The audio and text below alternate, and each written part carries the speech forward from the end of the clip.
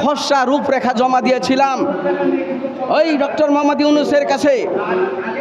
আমরা স্মারকলিপির মতো একটি রূপরেখা জমা দিয়েছি।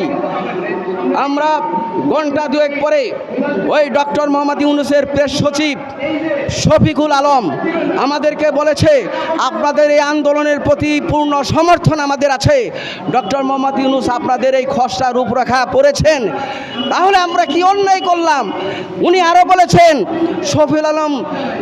শফিকুল আলম উনি বলেছেন যে আপনারা বড় বড় সমাবেশ করেন, এমন সাংবাদিক সম্মেলন করেন, ওই বিভিন্ন রকম আবেদন করতে থাকেন, আপনারা এই সাংবাদিকদের সাথে মত বিনিময় করেন, রাজনৈতিক দলের সাথে মত বিনিময় করেন। উনি আবার এই বলছেন যে এটা কোর্ট করেন না, আমরা চুরি করতে যাই নাই, আমরা কেন কোর্ট করব না? আপনাকে বলে দিতে চাই, ডক্টর মোহাম্মদ ইউনূসের নির্দেশে আপনি এই কথাগুলো বলেছেন এবং বলেছেন যে এমনভাবে আন্দোলন করেন যাতে করে দেশে বিদেশে এই দুর্নীতি বিরোধী আন্দোলন, পাচারকৃত টাকা ফেরত আন্দোলনের জন্য বাংলাদেশের মানুষ সোচ্চার হয়েছে তাদের অধিকার দাবি প্রতিষ্ঠা করার জন্য। কিন্তু কি করলেন?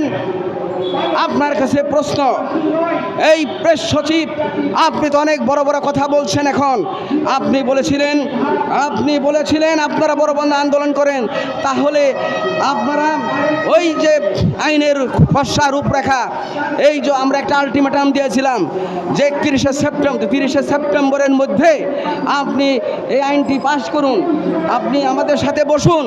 2 বার করে তাগাদা পত্র দেওয়া হয়েছে ওই ডক্টর মোহাম্মদ ইউনূসের কার্যালয়ে, কিন্তু আপনারা কোনো কথা শুনেন নাই।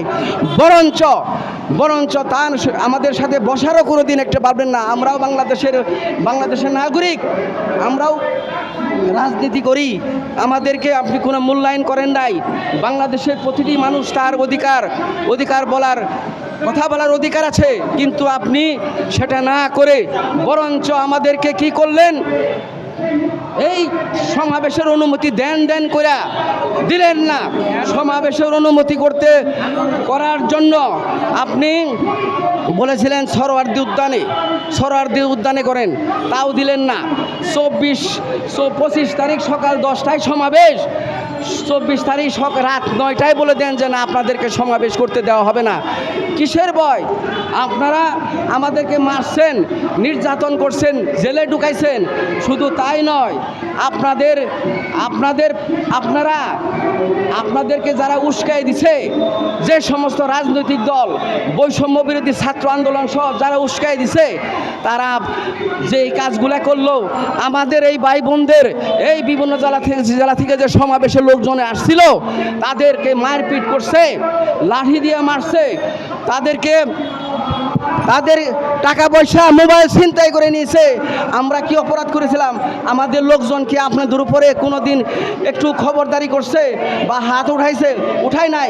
পুলিশ নীরবে দেখছে, আমাদের লোকজনদেরকে মারছে, গাড়ি ভাঙচুর করছে, পুলিশ নীরবে দেখছে, কোনো রকম প্রতিবাদ করে নাই।